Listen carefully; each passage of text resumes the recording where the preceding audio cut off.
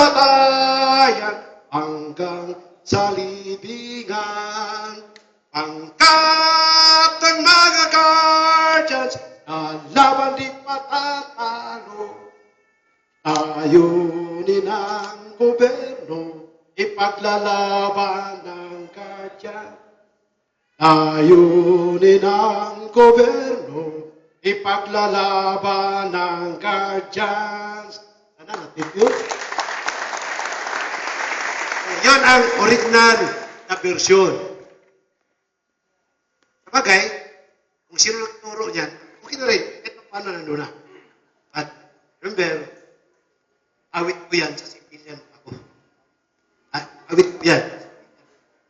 Kaya, sabihin, din ako sa kanya. Another, baka sabihin nyo, parang inano ko kayo. Pero may isa, akin pa rin ito. Ewan ko lang, meron kayo. Okay. National solidarity, national consciousness, national participation, guardians unite us all. We shall not be moved.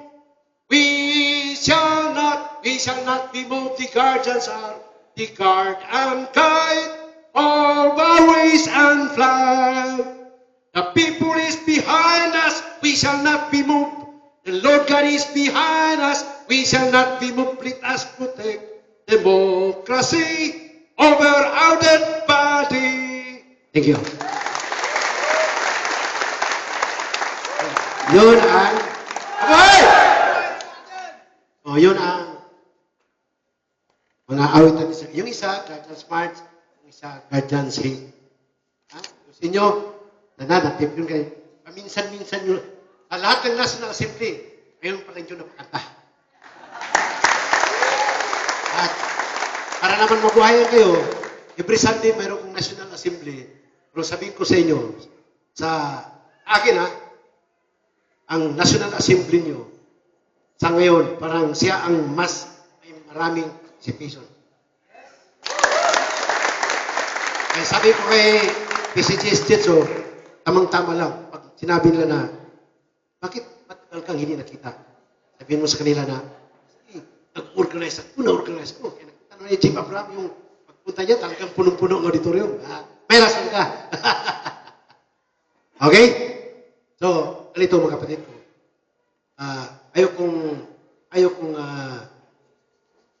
masayang ang oras.